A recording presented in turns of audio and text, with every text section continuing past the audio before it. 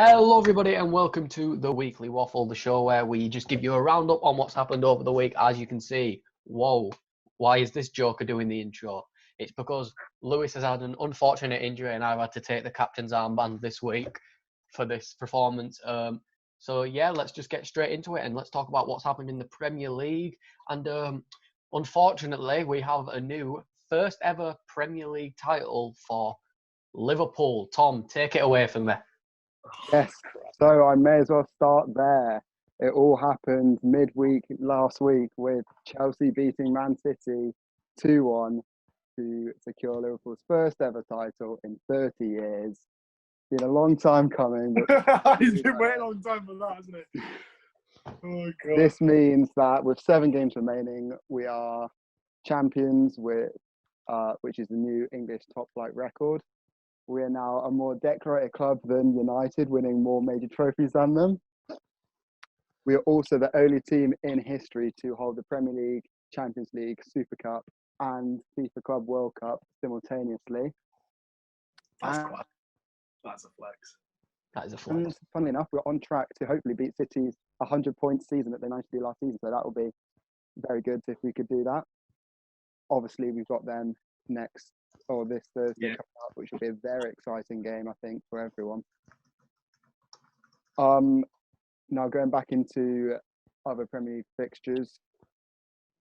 Last weekend we saw Man City beat Burnley 5-0 with a brilliant performance from Phil Foden.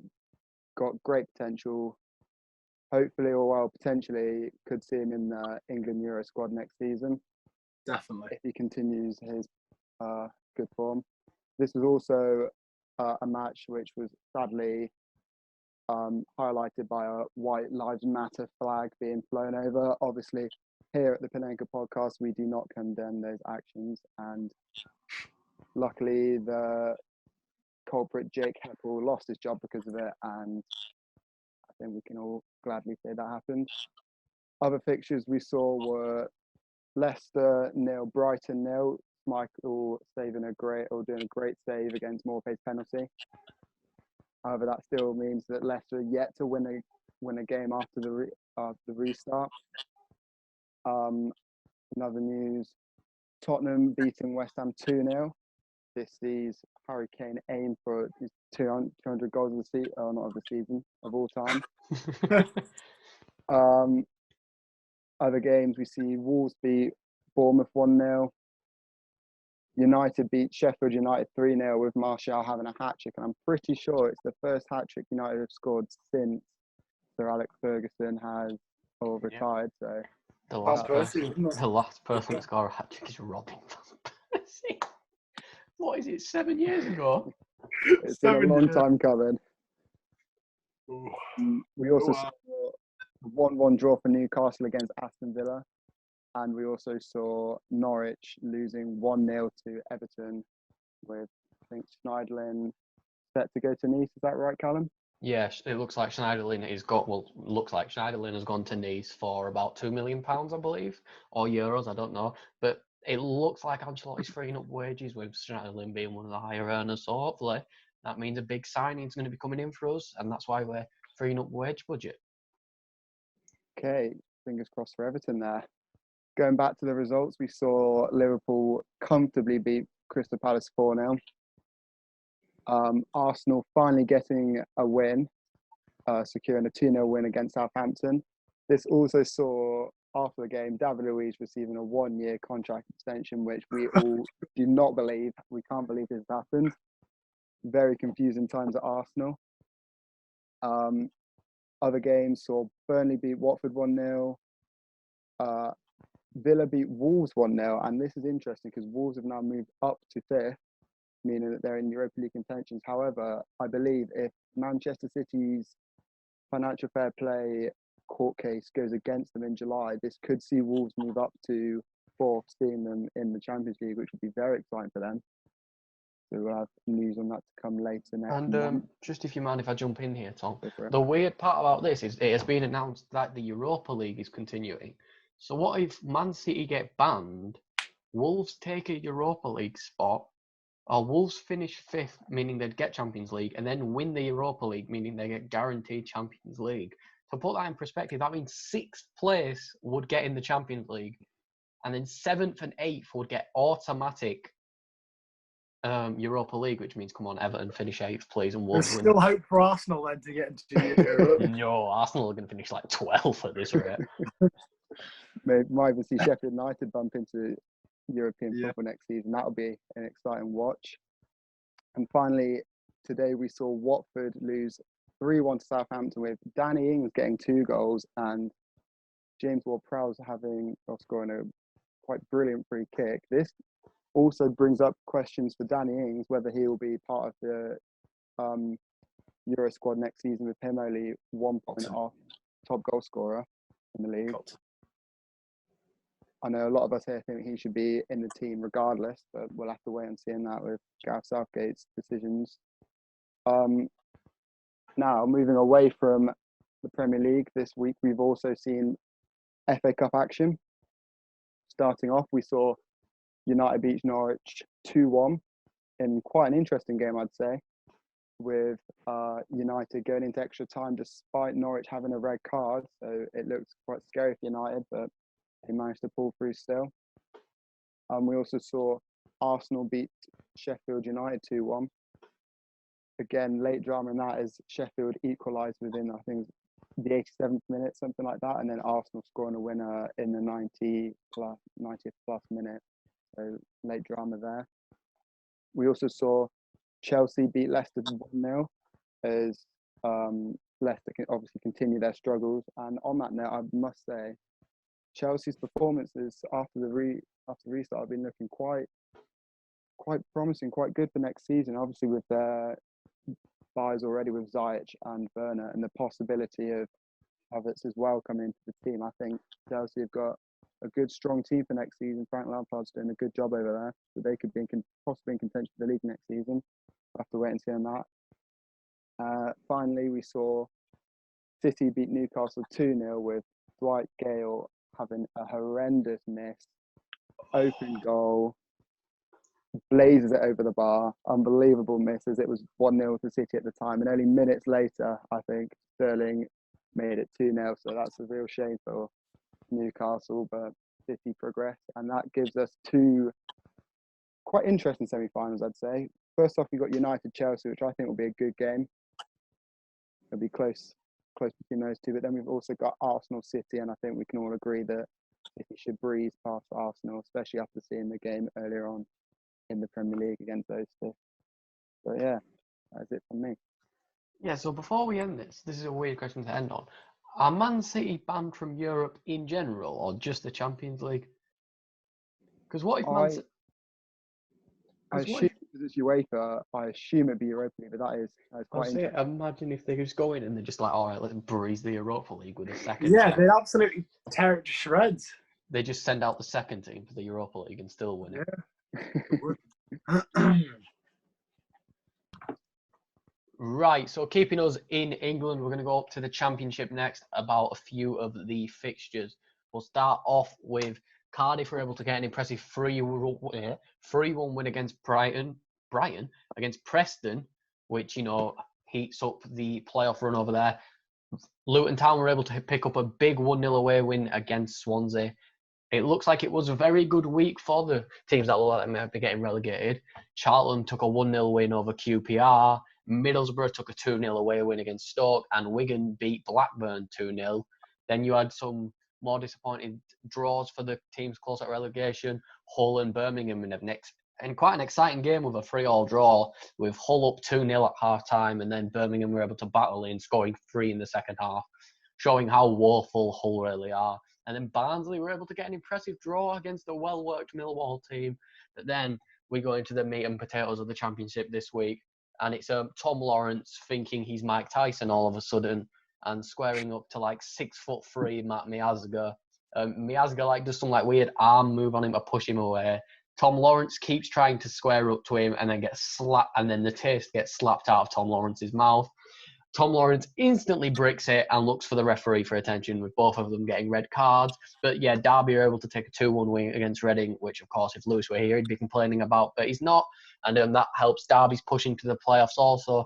And last but not least, Fulham, after having an impressive first half against Leeds, were absolutely battered 3-0. Patrick Bamford beautifully placing it into the corner with the first goal. I believe it was the second goal was Alioski. And let me check that. I might be wrong, but I'm pretty sure the second goal was Alioski, and it was Alioski getting the second and Jack Harrison getting the third. But yeah, with the Championship, if we take a little look at the table now, we've also, before I miss it out like a dog, Brentford were also able to pick up a 1-0 win against West Brom with, I believe, Ollie Watkins picking up the goal. Yeah, Ollie Watkins picking up the goal, looking like to breathe his case to possibly finish top striker. But yeah, so now Leeds have been able to take back top spot with 74 points. Brentford have snuck into third. And actually, another team I haven't mentioned, Nottingham Forest picked up a win today, which put them above Fulham, taking Nottingham Forest to fourth in the table. But Derby, it looked like Derby and Preston are now both just out of the playoff, with the playoffs looking like Brentford, Nottingham Forest, Fulham and Cardiff. And that's all we've got for the Championship.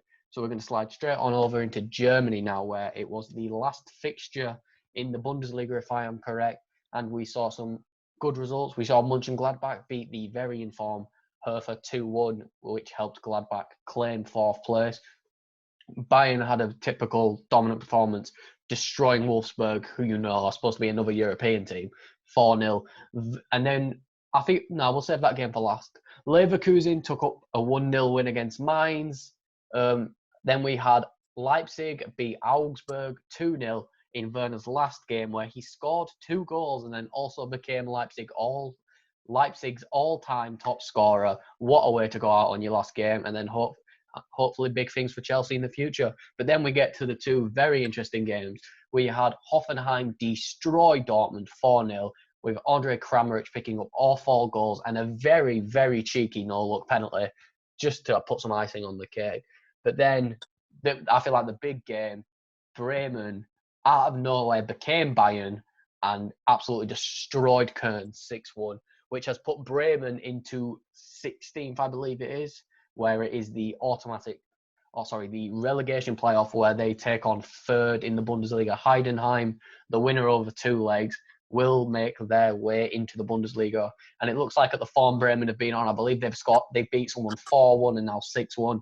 It looks like Bremen are probably going to stay up by the skin of their teeth after not having a good start. But yeah, that's all a little breeze through for the Championship and the Bundesliga there. Next, we're moving on to Harvey, who is going to talk about... I do not believe it, and I'm sorry to cut you out, but Inter Milan have just come from behind with 10 men. They're 1-0 down away at Parma, and they are sort of in this title race still. The centre-backs have just doubled up, and they've just won 2-1. Now, that's De Vries getting the first in the 84th minute to make it 1-1. And then in the 87th minute, only 3 minutes later, Bastoni's gone and made it 2-1 against... They had 10 men! What? I'm sorry about cutting you out, but oh my Lord. That is a brilliant sort of point to talk about the Italian football and while we're here, I think. It's been an interesting week or so. We've seen a lot of big results, especially in the title race and everything. There's been a little bit more of a gap open up at the top now. Juventus obviously being at the top since the very start of the season. We saw a big game earlier on in the week with Lazio. Lazio played Atalanta, who we've mentioned on this channel 2 or 3 times now, is Europe's wildcard this season. They've been absolutely ridiculous. They've scored 80 league goals this season. Now, to put that into perspective, Juventus have scored 56. So they are 24 goals clear of first place. And these guys are in 4th at the moment, which I think is bizarre. On the topic of Juventus at the top, we've had some transfer business been done, which I think, again, is an absolute steal for Juventus. I don't see what Barca are getting out of this, but sort of no shame to Pjanic or anything. The swap deal that will be Arthur, the Barcelona midfielder, for Pjanic from Juventus, plus an extra 10 million on the end from Juventus to Barcelona. I think that's an absolutely brilliant deal, given that Pjanic, I think Pjanic is now 30 years old. If not, he's around that number. Arthur's 23, 24 maybe. You know, he's young. He's got a lot of years left in him. Obviously, Pjanic is quite a creative player for Juventus, but I think sort of given the age difference with the two, I think this is a really, really good move for Juventus. Keeping on the topic of Juventus, Ronaldo back to form finally. He gets his goal. He gets 2 assists in a 4-0 home victory over, I think it's Lech.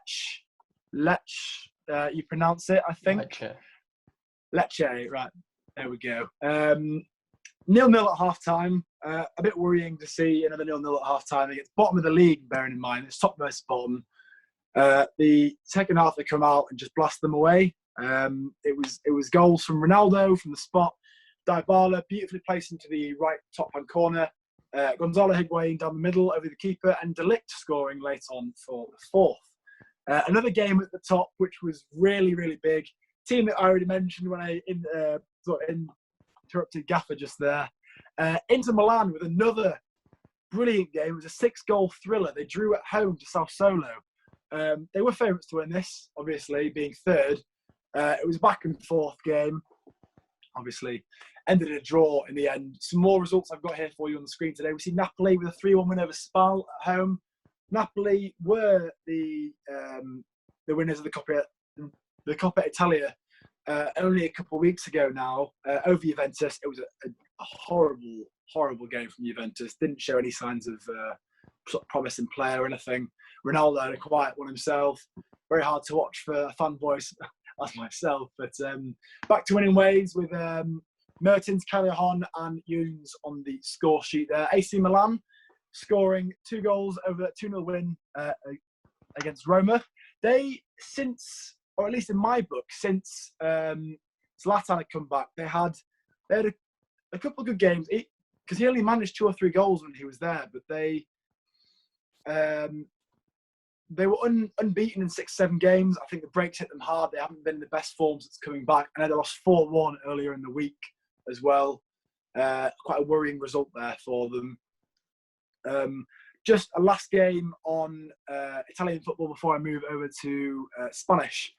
Udinese played at home against Atalanta, once again the wild card, taking their goal tally from 77 to 80 this season. They managed 3 goals, 1 from Zapata and 2 from Muriel in a 3-2 win over Udinese. Now, I'm going to take you away from that. I'm going to take you into Spanish football, where if I check just now, when I started this segment, Real Madrid were winning 1-0 in the 83rd minute against Barcelona team, Espanyol. This win, obviously, would put them 2 points clear of Barcelona at the top. Yes, it's the 92nd minute at the moment, stoppage time. This win would put them 2 points clear of Barcelona, who would be sitting second at the moment. It was a week where we saw Barcelona drop points to a late goal. To my delight, I must say, it was brilliant. It was a brilliant watch. I think it was Diego Aspas scored a very, very late equaliser. Free kick, slotted around the left-hand side of the wall, right in the bottom corner. It was beautiful. Absolutely great finish. But only minutes later, in the, I think it was the 89th minute of the game, they went back down Barcelona's end, almost scored again. It was harder to miss than it was to score, from what I hear. From what I saw, at least. They really should have won that game. But either way, gives Real a chance to come out on top. Speaking of Real, we saw Ramos score a beautiful free kick midweek. The 2-0 win over Mallorca. In that Mallorca side, we saw the record-breaking youngest La Liga player ever. This kid was 15, which puts him in, if you're an English watcher, it would put him in, is that year 9, year 10, guys? Year 10, wasn't it? Year 10, yeah. Oh, mate, the bollocks on him going back to school would be absolutely ridiculous. He should have only just started his GCSEs, man. Yeah, it's ridiculous. It's crazy stuff. But anyway, in that same game, as I said, we saw Ramos score a beautiful free kick. Hate him or not, he's a game winner. And that goal did actually take him to the highest scoring La Liga defender ever. One more than Ronald Koeman, sat on 68, Ramos on 69. A little stat that I did find that I thought was worth mentioning. From the top scoring defenders in the Spanish league is 4 of the top 5 are from Real Madrid. You see big names like Roberto Carlos and Fernando Herrero in the top 5 as well. I think that's just about closed up in in this game over at Real Madrid. I think for the most part that covers the Spanish football's lead. We saw a win from Levante 4-2 over Real Betis. Good result for them. Villarreal being mid-table Valencia at the moment. Actually, they aren't looking like themselves from a couple of seasons ago.